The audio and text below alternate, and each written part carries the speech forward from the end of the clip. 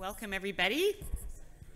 My name is Kate Orff, and I'm the director of the Urban Design program here at Columbia. I have the pleasure of introducing Elizabeth Timmy and Helen Larng of LA-Más, a nonprofit urban design organization based in Los Angeles that helps lower income and underserved communities shape their future through policy and architecture. They see urban design as a civic duty. They envision a world where city growth is equitable and self-directed, where the best local solutions are brought to a citywide scale. LA-Más's work goes beyond beautification, focusing on low-cost, high community value projects that bring council members together with citizens and small business owners to make neighborhoods safer, more functional, and to create places where inhabitants can kind of come together and feel proud of their environs. They were recipients of the Curbed Groundbreakers Award in 2017 and an Emerging Voices Award from the Architecture League in 2018. And they are pragmatic idealists who are working towards a Los Angeles that is inclusive, progressive, and equitable. So a little bit more about them individually. Elizabeth is a third-generation architect born in Houston. You might sense that from her accent, and raised in Los Angeles. And she saw a need for a design approach to be integrated early on in public projects and in civic planning. Helen is an LA native raised in Frogtown by a working class first generation Chinese family. And she's passionate about strategies that minimize displacement and pressures that come with gentrification. So together, they and the group at LA-Más ensure that projects are artfully conceived, that they critically engage systemic challenges, and that they are deeply grounded in local need. So on behalf of the entire urban design faculty, particularly our fall semester faculty team, we are so thrilled to welcome Elizabeth and Helen to GSAP, and we're excited to learn more about your thoughtful and engaged work. Welcome. Thank you so much for that generous introduction. I wish we can bring you around everywhere we go in Los Angeles. For you, someone we think of as incredibly, sets the bar for thoughtfulness, to call us thoughtful is an honor. So LA-Más, in a nutshell, is an urban design nonprofit organization. And we are really passionate about using our expertise to help communities shape their own growth. And our work is possible because we have an amazing team of people who are passionate about our mission statement and who reflect the diversity of Los Angeles. They come from different backgrounds in terms of community engagement, public policy, urban planning, architecture, design, construction. Design, lots of stuff. This is them. We miss them. And our work and our approach and our projects are a reflection of our personal sensibilities, in that I am an architect, I'm trained as an architect, and Helen has a background in policy and planning. And so this overlap between both of our expertises is, sorry, I just saw a former mentor and I was very excited, is a reflection of where we think that we can establish and create impact. And the impact that we want to create is focused on lower income, underserved communities that traditionally have been disenfranchised. This photo is of the LA River. Yes, LA has a river. It is lined with concrete, and this part not here, this is the natural section. Except for this portion, which is based right outside of where our office is in Frogtown, where I also had the honor of growing up. And as was mentioned, we have this kind of two-part mission and vision. For us, the idea that we do these kind of pilot projects to serve as case studies or models for growth that are local, it really, the second part of that is that we take a lot of informality in Los Angeles and we use that as a way to, or we elevate that informality and we say this is a scalable solution that's citywide, or should be citywide. And we love to call ourselves intermediaries between political will, political capital, and community needs and values. Traditionally in Los Angeles, there's a very top-down concept of planning. And LA was a city that was planned, executed, and implemented by and behalf and for dead white men. Sorry, I tilted my head down with emphasis there. But the majority of Los Angeles residents are living in a city that wasn't planned for them or with them. And our zoning code, the last time it was updated, was in the 40s. So that means that our city and how we grow and what we can do and what's feasible is governed by lots of rules. And that has a lot of, the impact of that is that there's a lot of residual space in the city. So there are these vestiges of kind of planning processes, and that's like 7,500 miles of sidewalk that's not used or defined. And in terms of private property, we have over 500,000 single-family properties, which kind of reflect the mindset of Los Angeles of being very car-centric and dominated by the single-family neighborhood. And our approach, our projects, our process is really because we see all of these neighborhoods and communities throughout the city as equal. And we think that equality is something where you don't give everyone the same thing, rather you give people resources and tools to be on the same playing field. But that is a challenge because just in the sidewalks alone, the street and the sidewalk, there are lots of agencies that govern that right of way, as you can see from this slide. That results in a lot of bureaucracy, which unfortunately is what we work through because we often get hired by city agencies. We work with government partners. Our projects are not outright guerrilla. No, we're pretty sincere and intense about doing everything through a process that is it may not be scalable, but it's something anyone could do. And the context in which we work is that in Los Angeles has a weak mayor, strong city council system. This is our mayor of Los Angeles, Helen's former boss. My former boss. So she's not going to say anything mean about him.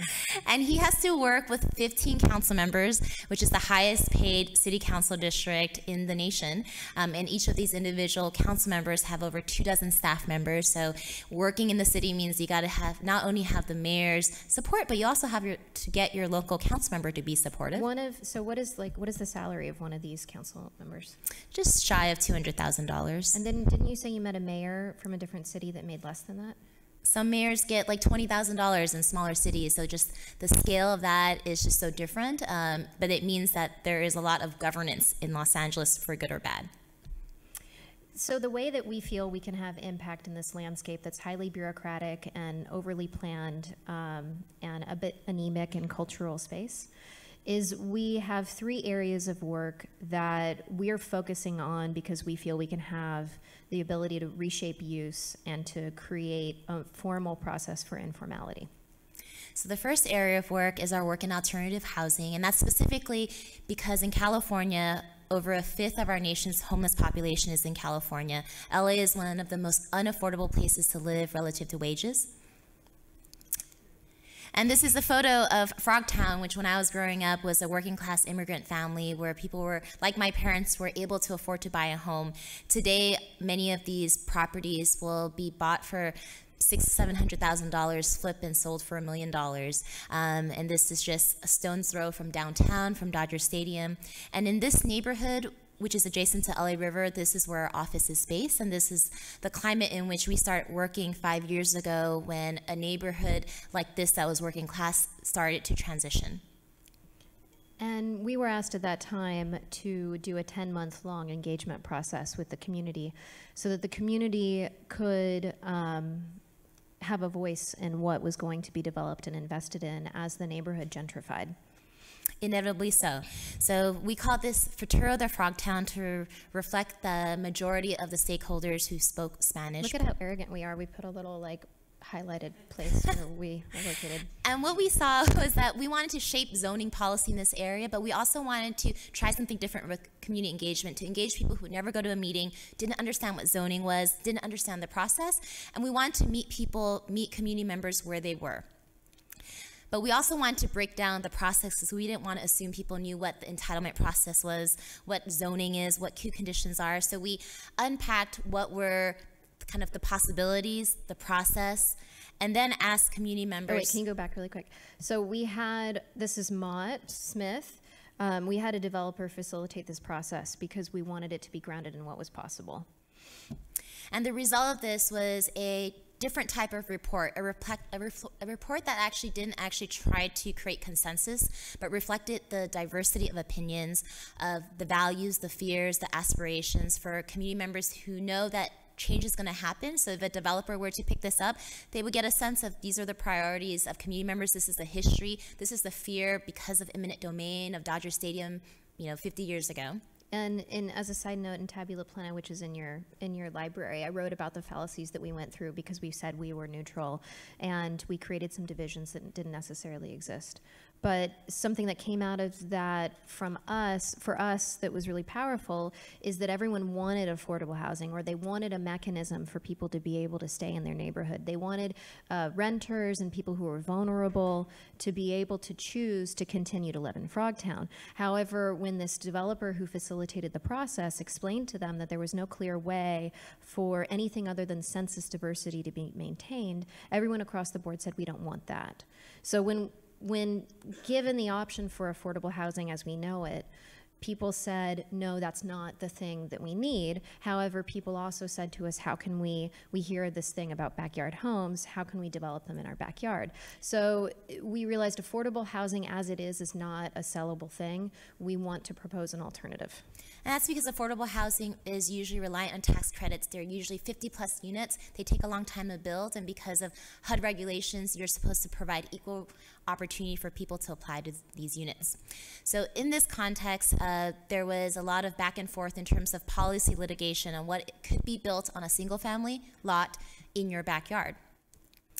So we started working on a pilot project with the mayor of Los Angeles and a local council member to test what would it look like if we can build in someone's backyard and demonstrate that we can double the density, perhaps in a single-family neighborhood, but still have it be affordable, contextual, and be something accessible to the average homeowner. This neighborhood, so after a long homeowner vetting process, we found a homeowner who could afford to build in their backyard, who was financially solvent and had a parcel that we could build in. However, we failed to acknowledge or see the problems with building in a historic preservation overlay zone, which was a problem. And in a hillside as you can which see. was very tough.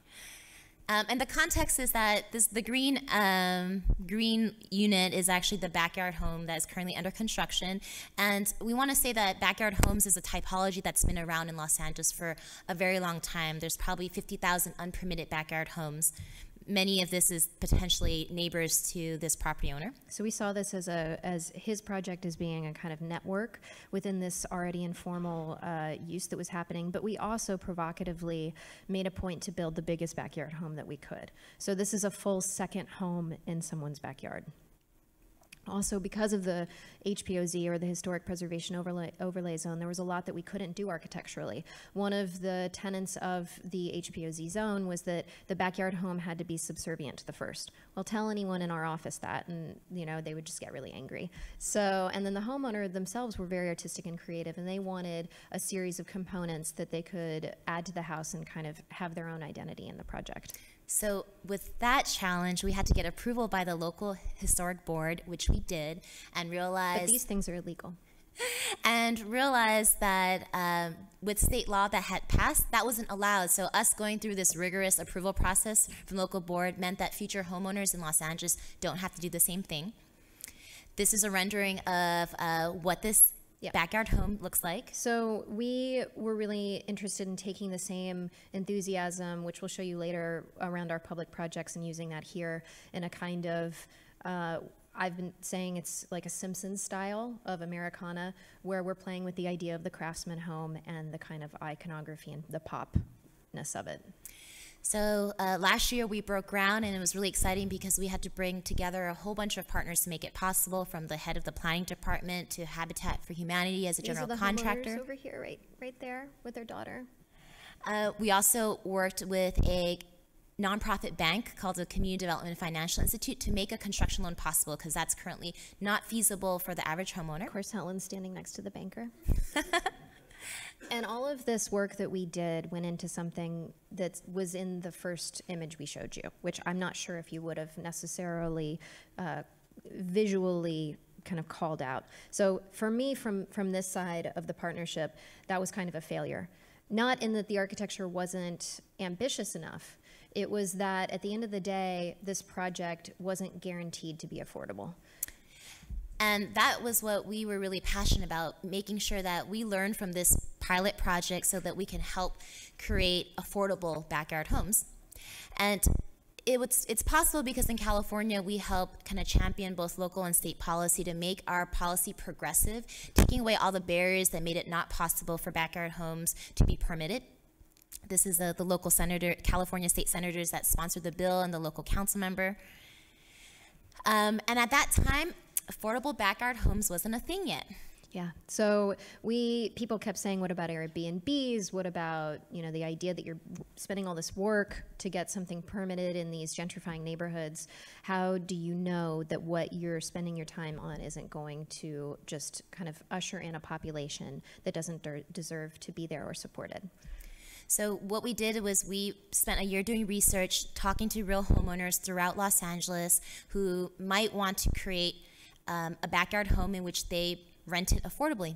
So we created a one-stop shop program where we are the project managers as well as the architects to help the average homeowner contribute to our housing crisis. So this kind of graphic explains how it works. Homeowner who may be cash poor and asset rich because they bought their property a while back could get help because who wants to hire an architect, figure out how to get permits, deal with the general contractor, figure out how to finance it. We put together a resource to make that all happen. We're also going to design for them. And, in a lot of cases, we wanted to be working with people who were asset rich and cash poor. So these were people in these different neighborhoods that wanted to be able to help with the housing crisis, but they couldn't qualify to pull out a loan. And we really wanted also, as Helen was giving me the segue to talk about, was we really wanted these dwelling units to reflect the values of the neighborhood. We didn't want them to look like trailers, and we didn't want them to look like something out of Dwell.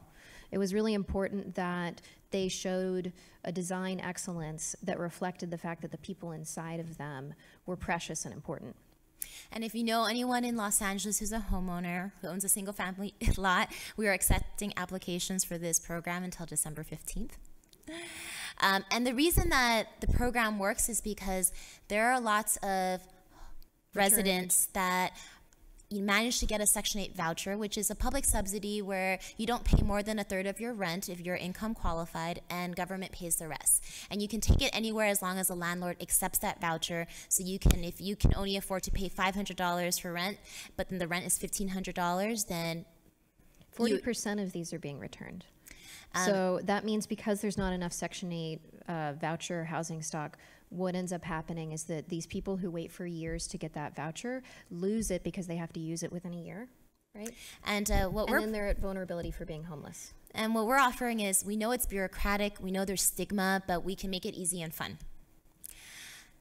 Yeah. So the conversation that people often come to us and they want to have is, how do you turn people who are NIMBYs into YIMBYs? NIMBYs are people who say, yeah, No. that sounds great, but not in my backyard. So, with Frogtown, with that engagement process, it was really clear to us that if you don't unpack people's values, you don't understand what they need, and you come to them and you tell them, oh, you need this, or this is going to help you, this should be in your community, they're going to say no. And so the benefit of having that Frogtown conversation is that we started to unpack all the biases relative to affordable housing, which, all of us in this room are highly educated, and so we know the outcome and the worth of that. But if you go into your hometown and you go into your home community and you say, we're going to put this in your neighborhood, and you can't tell someone why it's good for them or someone they know, they're going to say no to you. And so this was a mechanism for us to change that conversation at a fundamental level. So we're halfway through time, and we're through our first phase of work, so we're going to go twice as fast and talk not as much for our last two areas of work. So our next area of work is actually we can just skip through all of this. we're gonna talk about our work supporting small mom and pop business owners and what it means to have a storefront that reflects the values of the amazing business owners and entrepreneurs in Los Angeles.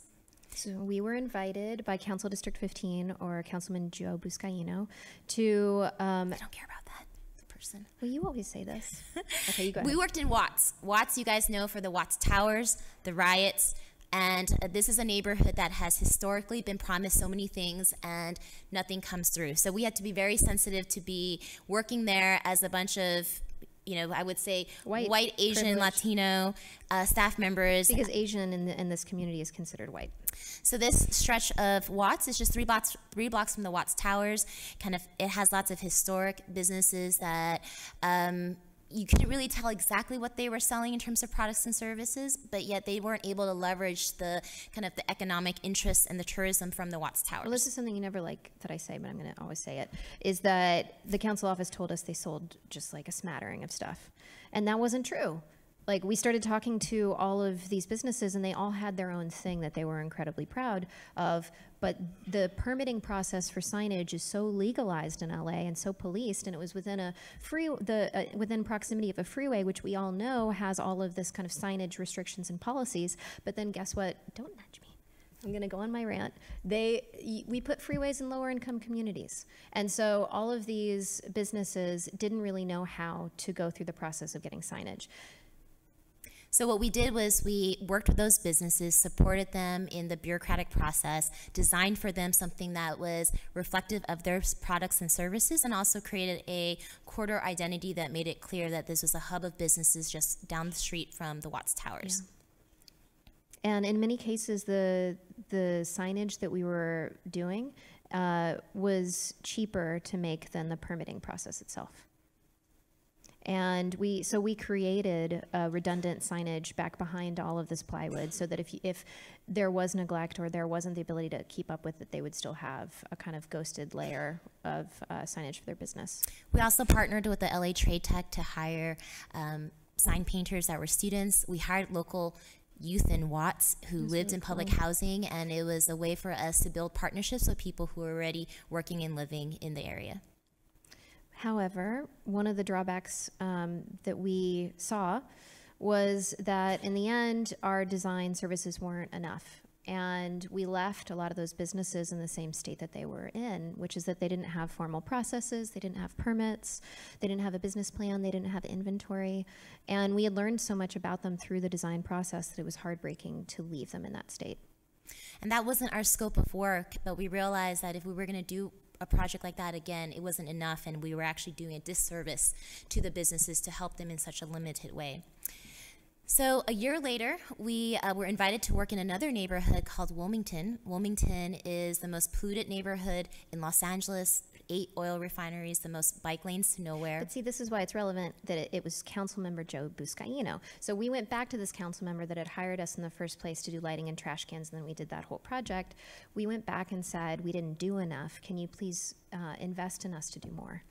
And he did do that. He invested in us to be able to find out what's going on in the neighborhood, what are the needs. So what we did was we engaged in a 10-month process with local youth, with local businesses to find out what is the vision, the wants, the needs, the assets for community members along this commercial corridor. We held lots of cultural and community events because it was hard to attract people to come to a place where there wasn't much activity. So we had to program it by installing lots of tactical urbanism interventions. And we came up with a proposal for this small business support that needed to happen in tandem with kind of business improvements that would affect and impact the street. And what we hate to do as kind of planners and designers is to create a plan that sits on a shelf. So what we're really proud of is that this strategic plan actually had strategies that were grounded and reflected from what people could do, want to do, and it wasn't just incumbent on the government or a community group or a business. There were so many strategies that were easy to do that we laid out, and we were proud to be able to implement one of them. And so this is Rosalinda. She is doing an intake survey, and we worked with over a dozen small businesses to provide small business support, in addition to working with a handful of businesses to do storefront makeovers. And what we realized was unique about our approach was that most of these business owners, they were running their business. They didn't have time to leave to go to a workshop or event, so we met them where they were. We figured out what they didn't have and how we could help them, and what we learned was many of these businesses didn't have leases, and they didn't know why it was important. That meant that they were at risk of having their business taken from them. So what we did was we partnered with the Legal Aid Foundation, put together a workshop, and kind of memorialized all the tips and strategies in a multilingual brochure. And we also did the traditional storefront improvement project, which, you know, turned Santa Luna into a kind of expression of the artistry and finesse that this business owner takes with approach to their food. And Maya, we transformed their business in partnership with a local graffiti artist into something that kind of reflected their proud heritage and their approach to local cuisine. And after finishing this project, we realized that design plus more is what is valuable and meaningful, and that it was a process that we were proud of, that we wish could be replicated throughout the city. And, you know, for us, I think we placed this at the end because it takes these other areas of work for us to approach the public realm with. This idea of doing something that's kind of affordable and fast and navigates all this dense bureaucracy is something we can only do because of those two areas of work. So this is what you see in Los Angeles, which is lots of freeway underpasses, lots of chain link fences, neglected space, kind of trash and graffiti. There's lots of narrowed pedestrian corridors. There's lots of interruptions to the pedestrian right-of-way, and we developed a temporary intervention project that kind of targeted all of these ways the pedestrian was being encroached or threatened. We were lucky to get a grant from a national foundation called Transit Center, and we were able to work in our backyard. This was the nearest train station, metro stop to our office in Frogtown. What we did was we started off talking to people who were already there, people who had no choice but to walk and take public transit. They're what you call transit dependent, and understand their experience walking along this stretch of Avenue 26 in Northeast LA.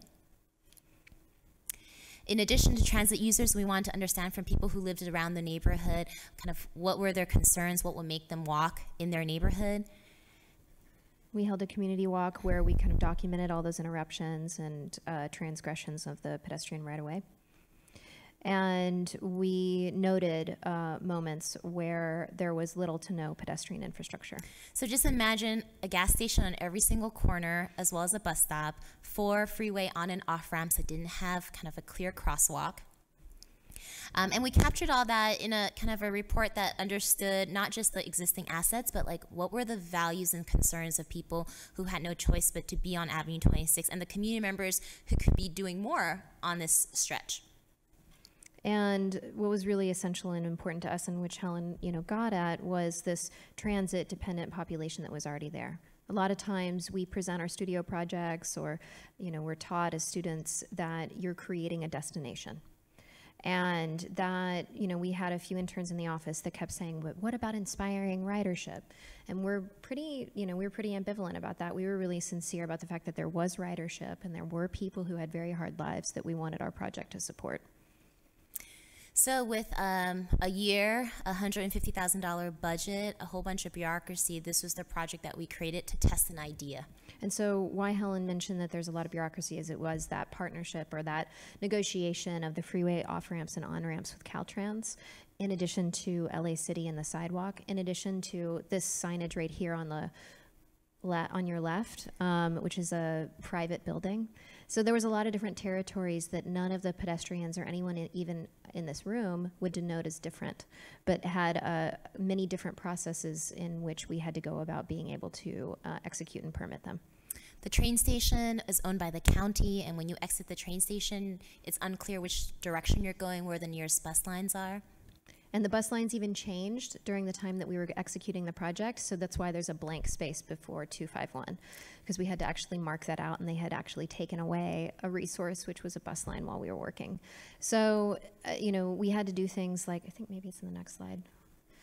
We had to hide train signage because Caltrans was saying, but what if, you know, Uber wants to use our underpasses to advertise. You can't advertise Metro because it's a different agency. So we had to be ambiguous about showing directionality. So that's why we did fence weave that had arrows as a super graphic, because the agencies themselves didn't want us to do signage to different resources. And our Recreation and Parks Department had this passive green space, and there was no activity there. And what we did was we provided a place for people to sit and to stop and to have shade right across the street from the train station. It was the first time our Recreation and Park Department allowed for an entity like us to do something for 3 months. And we worked with a local mural artist to do these murals. And we designed them, again, to have this embedded kind of iconography of train versus bus. And we discreetly, arrows were not allowed in the murals for Caltrans, so we discreetly created this graphic so that when we permitted them through the kind of bureaucrats at Caltrans, they wouldn't pick up what we were doing. And this photo isn't staged. There's 3 bikes here, and that's because you fear for your life if you're actually on the street, because cars are speeding by. So a big part of the patterning that was happening at the sidewalk was the idea of kind of clarifying different lanes of traffic, because there were people on bikes also running into women with strollers. So this is a slide that reflects the bureaucracy that we had to go through to get a 3-month-long project. Yes, and the idea was no one thought it was possible for us to do anything with LA Metro and with the county and the state. And we decided, why don't we just have something that's very simple and short-term, because short-term pilots are a way to get bureaucrats to say, okay, I don't really know what you're doing, but 3 months isn't too much of a risk, so I'll do it. So what we did was we went through this approval process.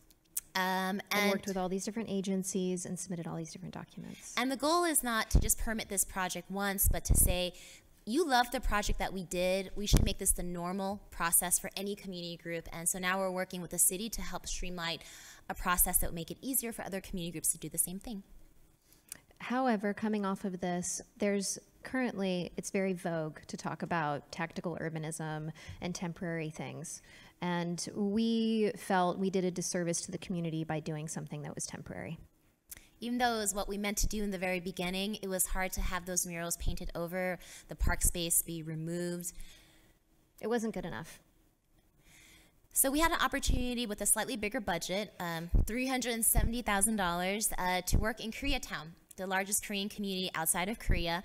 And we worked along a mile stretch called Western Avenue that spanned multiple jurisdictions of council districts and kind of neighborhoods. And because a council office designation ran through the center, at one point the project was called This Side of Western because only one council district had paid us to work. But of course we didn't name it that, and we were able to convince the other council member to give us money so we can do work on both sides of the street. Yes. The landscape is quite impoverished. The pedestrian right-of-way has little to no pedestrian supporter amenities. It has one of the highest pedestrian riderships in the city, or bus ridership in the city. However, it has the least parks and least access to greenery. There's little to no traffic calming measures, which the city of Los Angeles has been taking. It's a great street, but there's not a lot of engineering that's been put into making it a great street. It's a pass-through street for people who are getting from place to place, but for people who live and work nearby, it's the place where they shop, and we want to support that environment. So for a 4-month process, we knocked on every door and talked to the small business owners who were a diversity of mom and pop businesses, new businesses, found out what were their challenges, what they hoped for. How many business owners? There's over 100 business owners on this stretch. And that was kind of formalized in a kind of a community report. Again, we hate it when community reports sit on a shelf, so we want to make sure they're valuable. And what this report did that was slightly different was really kind of captured the assets that were in the neighborhood and the vision of the business owners that we talked to. We took those interviews that we had with the business owners and paired them, if you go next, with urban planning analysis. So there was a real effort to kind of create a snapshot that was a bit ephemeral as well as analytical.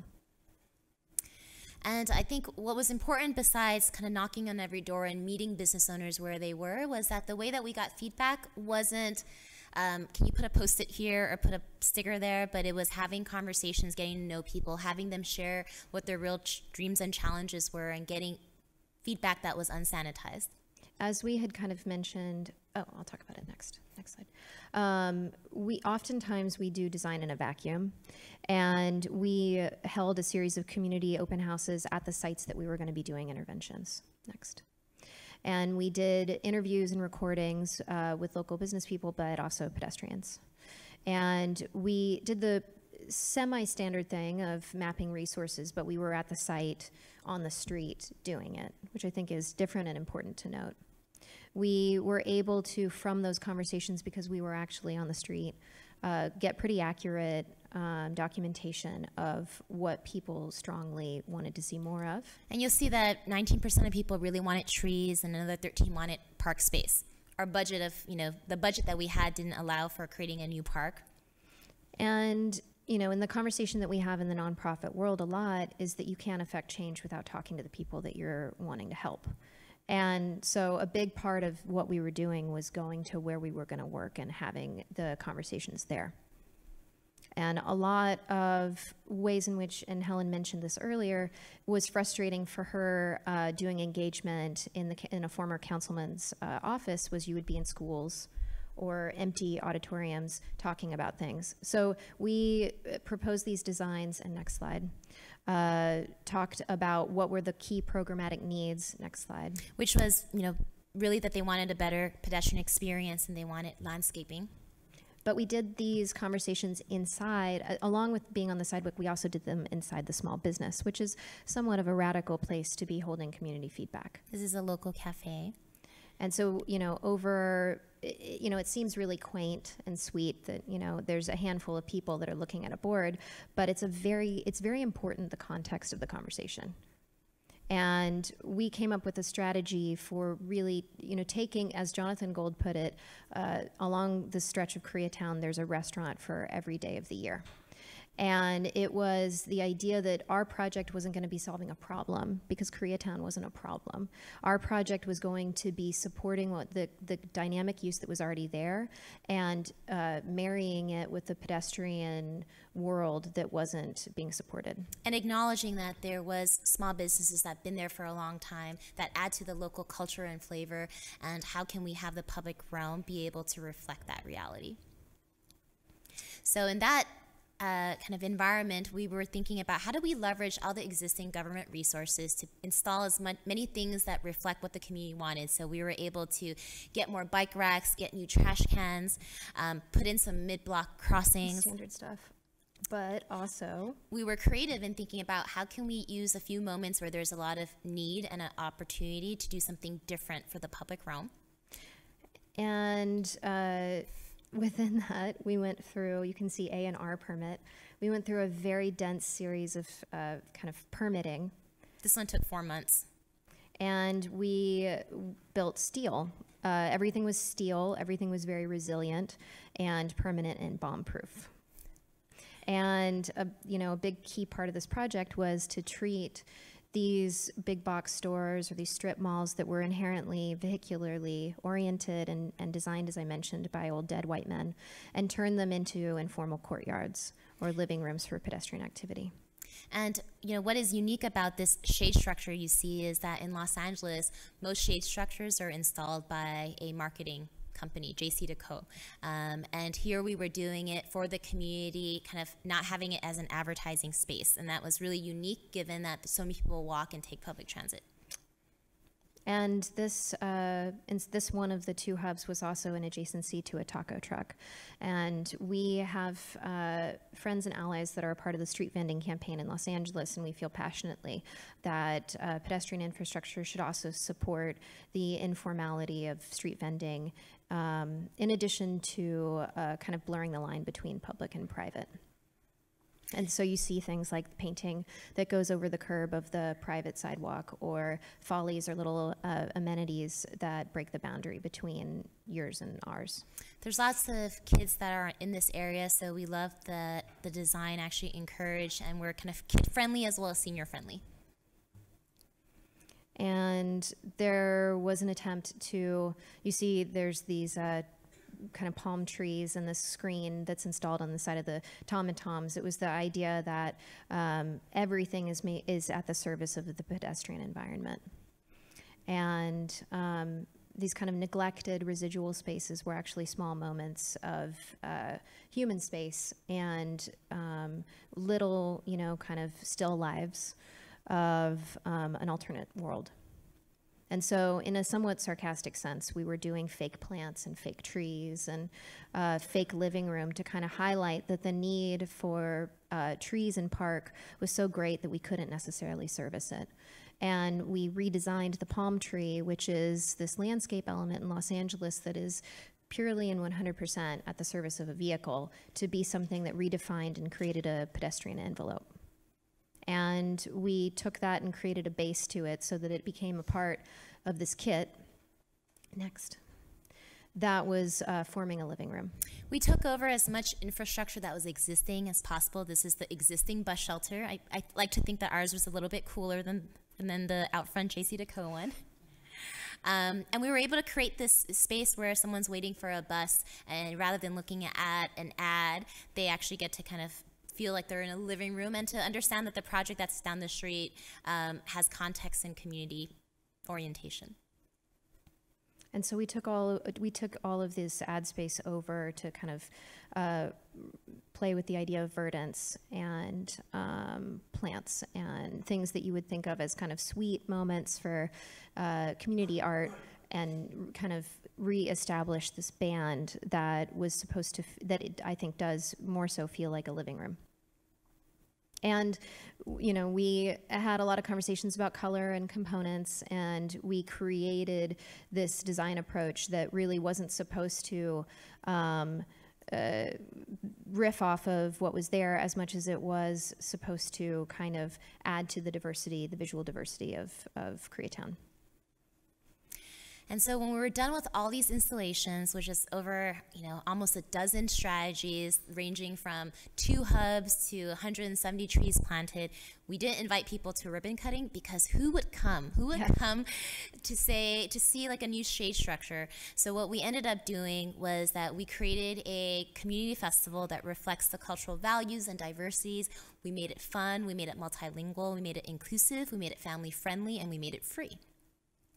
And it was really cool to see people not see the difference between the installation and the event. And that's me in the background awkwardly talking to one of the councilmen. It was cool to see, if you go back again, we installed these crosswalks at the incursions to the pedestrian right-of-way at the strip mall. And so it was cool to see that being helpful. We program up the parking lot just adjacent to what the shade structure that you saw earlier, with lots of Korean dancing, hip hop. It was a Saturday morning that went on for 3 hours, and people would have stayed there longer if we let them. Often in Los Angeles, you drive through places of cultural density, and the built environment doesn't reflect the diversity of the people who are living in these buildings. And so it was really fantastic to take something like a parking lot and turn it into a courtyard and have an event that reinforced that. And we wanted people to also understand the amazing businesses that are nearby. So we had a scavenger hunt. We invited local kind of organizations to be able to share their work. So it really ended up being not just like a community festival, but a community gathering event for everyone. So as we wrap up our presentation, some things to note, given that you are all future urban designers and architects and planners and historic preservationists in this space, that the lessons we've gleaned from our 5 years of working at LA-Más, working in communities, one is that plans aren't the point. We're both really ambivalent about paper projects, or the idea that your ideas are valuable if they're not implementable. And we hate asking community members for the feedback if the feedback is going towards something that will never get implemented. It seems so transactional and insincere. So we try to avoid that when we can, and take on projects where we can take ownership from idea to implementation. And as many of the architects out there know, there's been a big kind of fetishizing of tools. And for us, we are a bit ambivalent about how we do the projects. We definitely care deeply about taking back space that is pedestrian, but we really don't care how we do it. And the last point is everything must scale. A lot of the projects we do are in individual neighborhoods that each have their own story, their own process. But what we like to think is that as we're doing these projects with each individual community, we are slowly pushing the boundaries of what's possible. We're elevating the threshold of what government should do, what communities deserve, and how can we create a process that really formalizes the informality that happens across Los Angeles. But, you know, we're doing these projects at a level that we feel is pretty excellent. So we're taking something as like a sucky business improvement district that is a series of sucky pedestrian parts and designing something like Western, which we feel to be pretty remarkable in reinventing a kind of scalable standard that people should be meeting when they invest in the public right-of-way. And I would end that it's possible for us to do that because we have a nonprofit status that makes us mission-oriented, which means that we can get grants and foundations to invest in our work because they believe in our values, and we do more than what we're actually paid to do. So many of these projects are fee-for-service, but the budget is never enough to allow us to do that level of engagement we want, invest in the level of design, invest in the materials. So our approach as being a nonprofit enables us to do projects like this.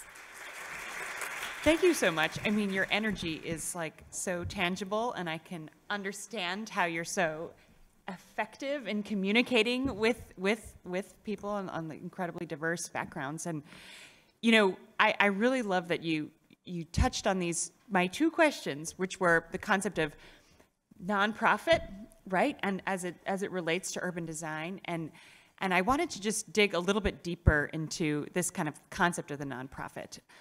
Because, you know, this notion of what I really read in your work is also, it's not just impact, it feels like empowering.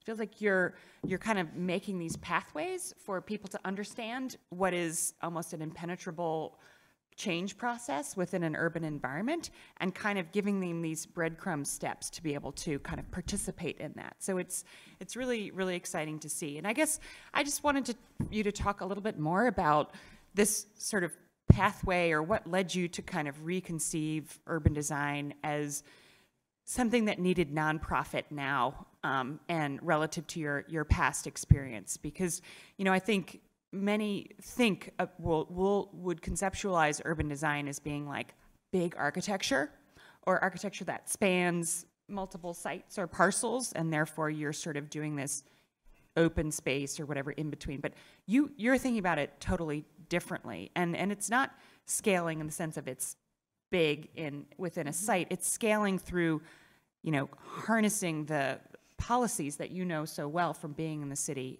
to make this change. So I guess I was just thinking, like, in your own experience, whether it was in school or in, can you just talk a little bit more about what was a sort of thought process that got you from where you were in architecture school to this kind of notion of urban design and nonprofit advocacy? You're going to make me do that because I'm the founder? Yes, you can start. That would be great. Well, we both had been working at an international/national level before we met. Mm-hmm. And we both, before that, had been very local in Los Angeles, doing very specific projects and been frustrated with bureaucracy. So we came to the table and met each other under these auspices of, we had gone outside of Los Angeles and seen the ability to do other things, but then come back to our hometown and not seen a clear pathway or a clear way to enact that kind of difference in scale and perspective. And I would add that it's actually too often in many cities and communities that community engagement is not authentic, it's transactional. Community voices aren't heard, and that's one. Second is that government has like kind of an interest and a passion, but their execution is limited, and design was never at the conversation for and with communities. So under that reality that all these worlds work differently, we saw the potential to really merge that together and make sure that design was with and for community, that community engagement was meaningful, and that government could do more. Mm. So I also wanted to reference this many stunning slides, and your graphics and communication skills are totally unparalleled. But one that really... I always feel like we're not intellectual enough about our presentations. I'm obviously the person that's doing it. And I always wish we had more white space. And I'm like, we're so slutty in how bright our colors are. Right. And I'm like, the slides are so colorful and graphic. I'm so cool. I get it. But there was that one that was looking down at a streetscape, the tree, the drain, and it had basically this mosaic of every single city agency that was kind of part of that conversation. And I can personally relate to that. Once we did a cross-section of the Gowanus Canal, which was slightly different than the banality of the bulkhead edge and the sidewalk and the little hook lamp and the et cetera, and literally kind of had a nesting of 10 different agencies. So I can, totally relate to that notion which I think came through so strong, which is that in your case, you're looking at a physical project or urban design to then influence up to a policy scale. Sure. And then I thought it was really interesting how you then had these almost like feedback loops, right? Because in the end, the result of your project is the palm tree, but it's also this almost like how-to map or something. Is that a fair characteristic? Yeah, the public space, I think when you get out of school, you're so shocked that you have this discrete site and you've been told to bleed edges and to solve problems and to think things in a way that's spatial. And the spatial education is so great that you get because you think about things part and parcel. But then to be given a site that is just an edge and to be not able to talk about the sidewalk or anything else is really shocking. And, due to liability, public agencies so police that edge, and it's so impoverished. And, I think a lot of our partnership is about exposing the bureaucracy laden in that edge and the way that it inhibits people to take ownership over their community and have a kind of community that reflects their identity. And I would say that, we talk about bureaucracy a lot, but bureaucracy is a reflection of bureaucrats, many of whom really do care. They know that the process kind of stinks. So what for us really matters is that we find those champions. We understand where their limitations are and what they have to deal with in terms of risk and process. And we respect and honor that, and then we push a little bit. We bring in the politics in there, and we do that for every single project. And what we do is we share that openly with lots of other community groups. We don't want to be the only organization in Los Angeles doing this work. We want to pave the way and say, here's how we did it. We can help you do it, and please, Angelinos, do more. Do it again.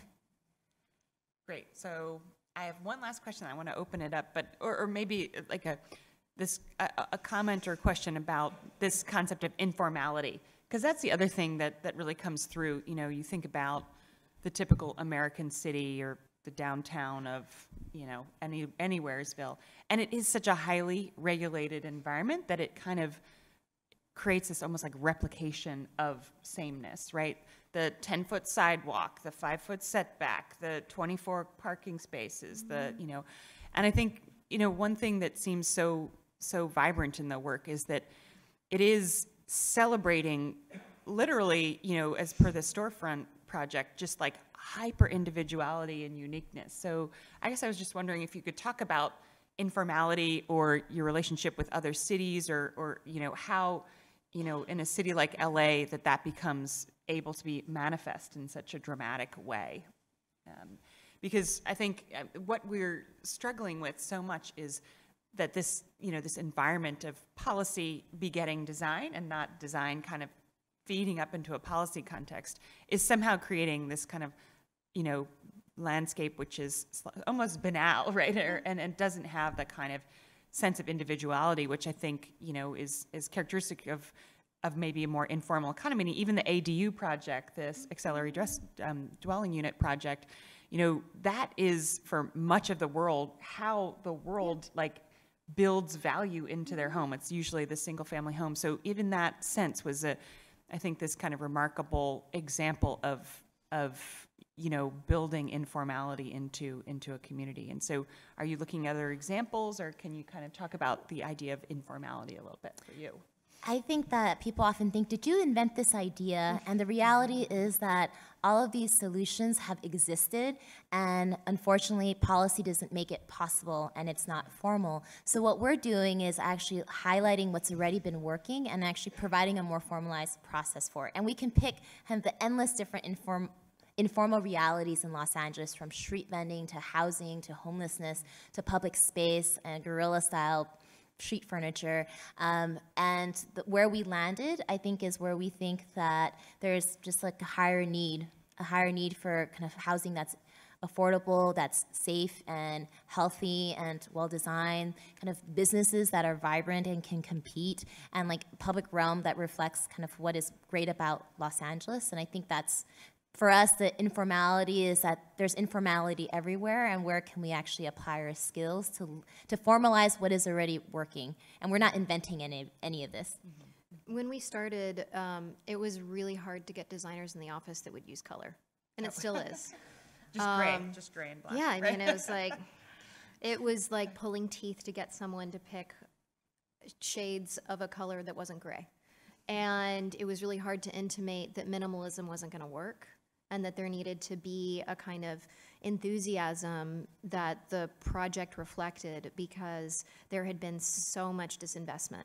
I think at this point, we are a bit kind of rethinking the way that we approach design, because we would want it to be more inclusive. And we're kind of entering a new phase where we want the work to be a little bit more diverse in its language. But you know, up until now, it's been a fight to try to do projects that were not parametric and not discrete. And so for us, that was another way that we were kind of being rebellious, was to do something that was pretty bold.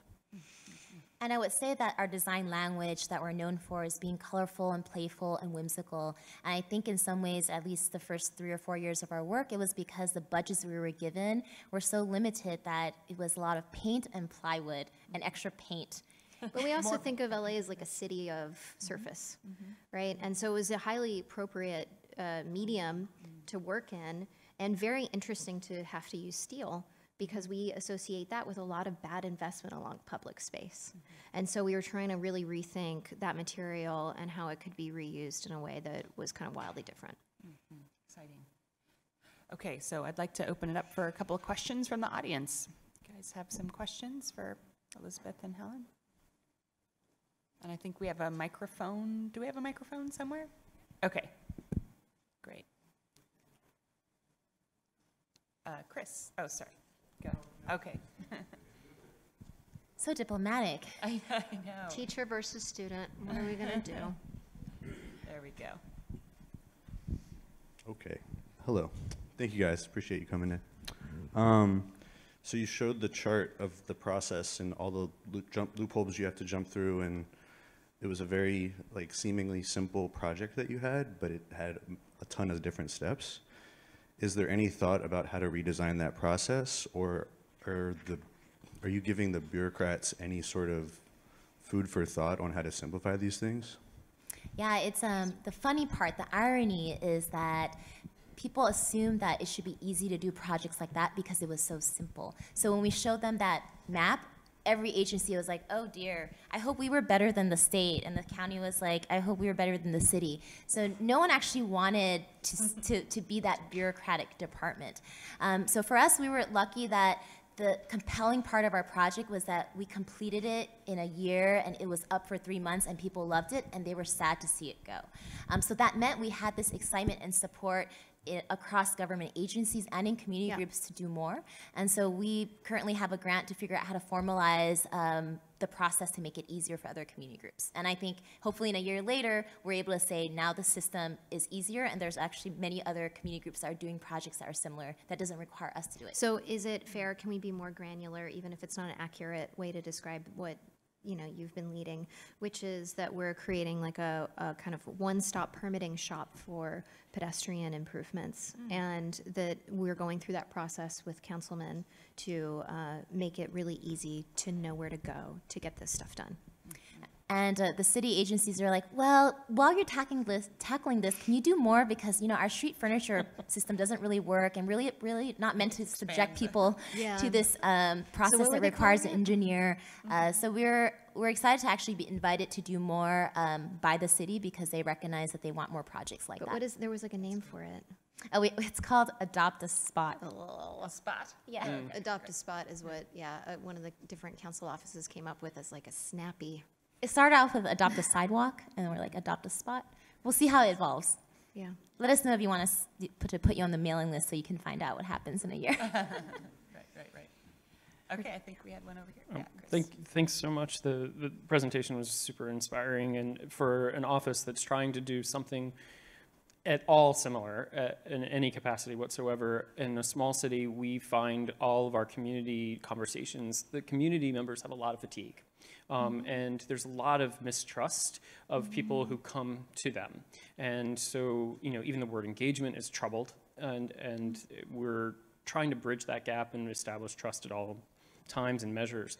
And it was really interesting because one of your slides was talking about something, and it was really early on, but I saw this little kind of note that was that, you know, if you miss this, come to our regular open office hours.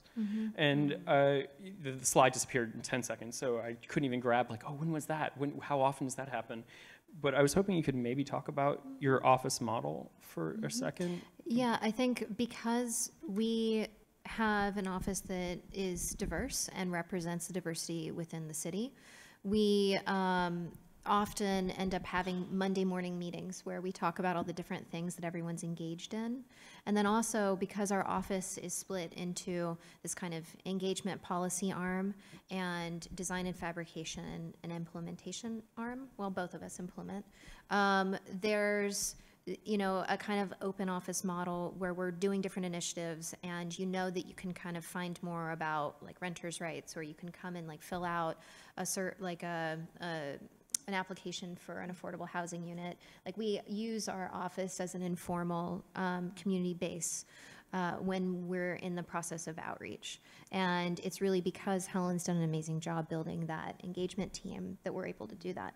And your question about how do you engage in a way that's not transactional? How do you come into a neighborhood when people are like, who are you? You don't belong here. You don't live here. You have no history here. And what we do is, in some ways, we specialize in plopping down in different neighborhoods where we're not based, because we have these values towards community engagement that is not, I want to come in and solve your problem. I know what your problem is, and I have a solution. We spend so much time listening. We build partnerships with people who have been there for a long time.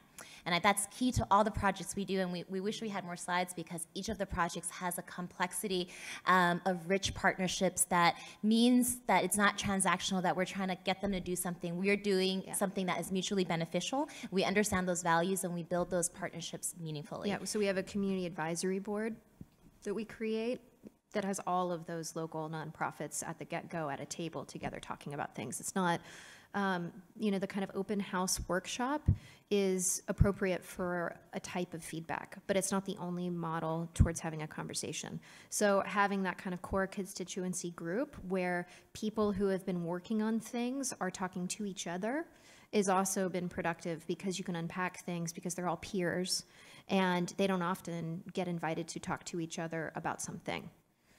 And I would say a final note is that community ownership is non-negotiable. For us, the success of a project is that when we leave, it's not an LA-Más project, but it's a project that this local community group is owning and maintaining and kind of carrying forward. So that's something that the project that we had to remove in 3 months was not successful in the sense of it having a community partner, because we weren't allowed to have that and it was hard to find that. But the project on Western in Koreatown does have a local community partner that will be maintaining everything for 5 years and engaging with the small business owners. So for us, because we get to also kind of engage and design and implement a project, what we do for those projects is we make sure we have local community partners that are with us from the beginning, with us until the end, and keep it going when we're gone. And, you know, one other thing is that Helen's background is she was the field deputy for the councilman that she was working with. And it, you know, her ethics around going to a business owner, showing them documents, not asking them to stop their business, not asking them to leave, but meeting them where they are and asking for feedback there, was a total, like, she blew my mind open about how you have a conversation. We're so used to asking, like, oh, we're really polite and really thoughtful because we're asking for the community group to have a review inside our school. Like, what? No one, like, that is not, you are going to get someone that can come and show up that you might not really necessarily want to hear what they have to say. You want to hear the person who can't leave where they're at. So it was really, Helen completely changed my concept of how you have a conversation that you need to have to do a good design project. Amazing. Oh, that's so kind. Thank you. Another question? Is there one down here? Oh, Alex, right.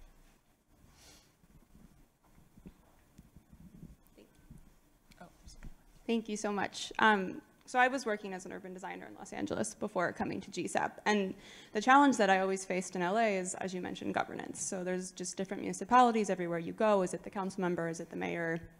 Who are you working with? What city? And simultaneously, as a designer, we're always thinking about scalability. And so I'm just kind of curious what your thoughts are on, governance in relation to scalability and how you kind of get ahead of that. And how do you get past governance to allow you to scale up in a city like Los Angeles, where it's often challenging to kind of replicate and scale because of these different municipalities across the board? I would say that what's fascinating about our relationship is that Elizabeth is a visionary with amazing, oftentimes crazy ideas. And I think you always have to be bold, because when you're bold and then after it gets all value engineered and the bureaucracy strips it down, what you have left is something more than what ends up being everywhere in Los Angeles. So I think that element is important, because at the end, once we pass through all that bureaucracy, we have something that people are like, oh, why don't we have more of that? But the process, I think, to make sure that you have that support so that it's replicable, so that Santa Monica will do it because Burbank did it, because Los Angeles did it, is that what we try to do is we maintain good relationships, not just with our elected officials, but also with the people who are working in government, who are in the various agencies, because they all kind of talk to one another. They go to conferences, and if LA does something really awesome, Santa Monica will want to do it. So I think what we do is we lead by doing good work, and we maintain good relationships, and we make sure that our visions are bold and they don't get stripped down too much as you go through the inevitable process of kind of the budget and what government is willing to do. And the two of us are really curious about why certain things suck. So we go to these meetings, and I don't hang out with architects, or I don't hang out with planners. We hang out with bureaucrats and people who are in the city who really care, and they're our age, and they went to architecture school and they're working for the city now. And so we're engaged in having conversations about what people are trying to, initiatives inside these offices that they're interested in having pilots for. And so it's this kind of, we're acting as an intermediary and a negotiator, because these council offices and these kind of bureaucratic offices, they want to be investing and supporting the community, but they also aren't in a position either to leave where they are at and have the conversation. And so it's both of us kind of negotiating between the community and the municipality, where we're kind of understanding where there's a potential to do something. And I would say that as you design every project, think about how it's unique to that site, that community, but then also be able to unpack what is it that makes it unique if you were to apply it somewhere else. And I think oftentimes one-off projects stay one-off because it isn't able to translate beyond a site, beyond a community. So because we're wonks, we're like, well, let's change the system and let's change the permitting program. Yeah. At the same time. Great. Run here and then in the back. Yeah. Sorry. Yeah, I don't need the mic. Just quickly, would you engage with the private sector? And just on the subject of why things suck, how much would this model apply to trying to educate developers on how they do better projects? I think we've explored it over the years, and I don't think we have a great project that is a great example of how we can do that. It's a trade-off between kind of a developer who may want the highest return on investment and the fact that we are an organization with ethics and values that are aligned with community members. So brutal. This is Helen's version of being ROI, brutal to your response. So I think, No, I think that it's not as though all developers are evil and all developers only care about the bottom line. So if there is a developer who understands what our mission is, Well, we're partnering with a developer to create the affordable backyard homes. Oh, interesting. that's a nonprofit because he also has a mission. So I think it's as long as the mission That's and true. values is aligned, then it's possible. So if you know any socially conscious developers out there in Los Angeles or elsewhere, let us know. Great. There's one in the center in the back here. Thanks. Hi, really inspiring. I started a firm 5 years ago in Harlem and kind of dealing with other similar issues around gentrification and just community building. So really inspiring conversation, and thank you for coming. Just curious, given your growth over the last 5 years, has your firm's practice been kind of almost more reactionary to the problems you see in your immediate context? And as a growing kind of larger LA context, and do you see yourself growing out of LA to other locations, and could you transport your model to other places, or kind of what's the next 5 years? And is it more reactionary and being nimble to what kind of presents itself, or were you wanting to put yourself into the conversation? So we have been opportunistic with the small business work and the public realm work, but we were proactive surrounding the housing. Is that fair? And I think in the next 5 years, we're very proud and honored to be a nonprofit that is somewhat established. We're not looking at our bank account at the end of the year and going, can we make payroll? This year. This year and the last 2 years. So we're at a place now that we don't have to say yes to every single project, and we can actually be intentional about the projects we want to take on. And we're going through our strategic planning process because right now Elizabeth is a co-founder. I joined a few months afterwards, but it's still an organization where kind of our interests and our values is what dictates the work that we do. So we don't really know. We just know that we want to continue doing work that we think is meaningful. We were asked to participate in Exhibit Columbus and to come up with. Yeah, I was going to ask, maybe the question was also a little bit about geography, or if we would go out. And we did a backyard dwelling for Santa Barbara. And we just found out that we're a part of a winning team for our project. We can't say. In Texas. Stay tuned. So I think that we are looking at there being different components of our work and how they work in other places. And we don't have an answer for you about what that's going to look like and if that's even a good idea. Yeah, both of us love LA. We like to be in LA, and part of what makes our work successful is sometimes our relationships and the way that we understand Los Angeles. So if we were to go somewhere else, we would have to figure out how do we maintain that. I'm always like, but look at Frank Gehry. Look at Tom Main. And she's like, what about those jerks? And I'm like, but they were like deeply LA for 15 years. Yeah. And then they used that as this attitude. How do we look at cities that are kind of shrinking or, kind of have a disinvested core? And like, how do we take this concept that's deeply intrinsically urban in an architectural context? And I don't know if that's something we would do because, again, we're both Angelinos that care about our city, and we're both beholden to the values that have to be present in our projects. At the end of the day, we're not going to be ambivalent about the people that are a part of them. I mean, it strikes me, too, that the work is deeply inflected by LA, but you're also dealing with literally like the building blocks of cities, streets, housing, it's really getting to this kind of core fabric. Yeah. So I think one can really imagine that. But it would be like the best thing ever if people were like LA-Más. Yes. We are doing this thing in Philadelphia. Yeah. Like that would just like that would be how you put us out of business and we'd be fine, and like the two of us could definitely do something else happily. That's great. That we had a question over here, maybe time for one or two more. Oh, great. Thank you. So one thing I really appreciated about how you structured their presentation is you went through and showed us essentially what you learned from one project and how you implemented it in the next. And it made me really curious to ask, how did you get started? What was the first? It was that Frogtown Futuro. There was a project before that I almost didn't make it through because what we did was the worst kind of planning. community engagement that was a check off the box and a gigantic plan called the LA Riverfront, Northeast LA Riverfront Collaborative Economic Development Plan. Why are you even bringing that up? Because that was the first, and that was where we learned. That was where we learned we don't want to take a big federal community engagement process where we can't really control the community engagement. I never want to copy edit a 500-page document ever again, and offer or format it and have it sit on a shelf, because at the end of the day there was no political will, there was no implementation. Helen went through this thing and she sincerely said, and you want this, and you could pair it with these resources and this funding.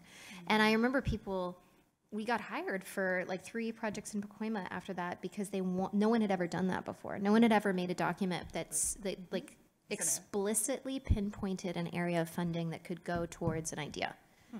That's retarded. Sorry, that's really inappropriate that I said that. That's ridiculous. That's unacceptable. Part of your design plus concept well, too, that's the right? idea it's that like not just the idea. What's it's the like point? The implementation pathway or the funding mechanism. And So that was the beginning. It put us on the radar. It allowed me to work in my backyard along the LA River and enabled us to do other projects like Fratero the Frogtown, which led to our backyard homes. So that was the beginning. The beginning isn't always easy or fun. Or something you want to talk about in public. Great. Any more questions for one up there? So you can talk about that project because you didn't choose to take it on, because I was the founder at that time. It's unfair. Thank you. Your energy is infectious. I just was wondering, you were talking about the significance of how you don't just ask for community feedback. It's really a fundamental part of how you go about the project. Do you have a story of a conversation that you had that you didn't just learn something, but it totally changed your approach? It was devastating to work in Watts. It was so hard to see people just surviving and being yelled at and having things stolen from them, and these store owners that were just barely making it. It was devastating. And it was really meaningful to see those store owners leave their store, walk outside their store, and be overcome with emotion because the building reflected themselves.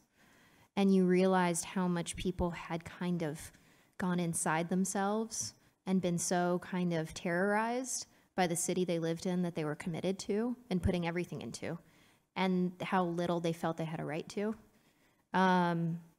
So, you know, Helen taught me a lot about how to have that conversation, but our projects and our process of being able to actually give something to someone that was meaningful and real to them taught me the value of a real project, even if you don't exactly know what you're doing, but the ability to actually execute something and give someone something that reflected who they were because you had that honest conversation with them.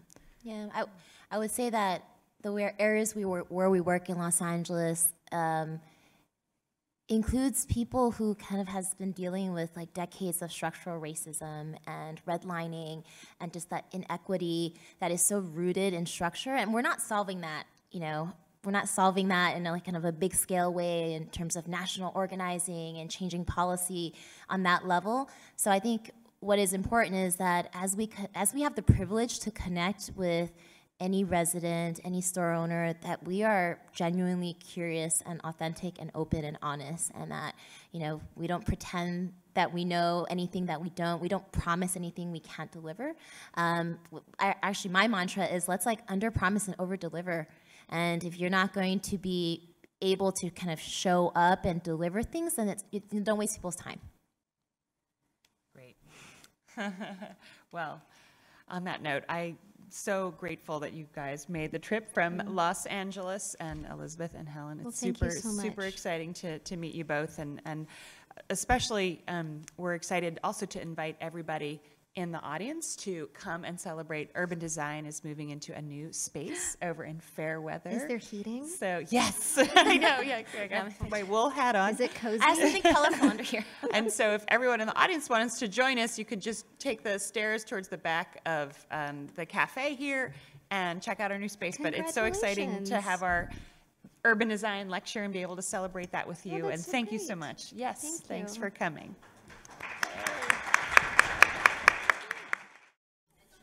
Welcome, everybody. My name is Kate Orff, and I'm the director of the Urban Design.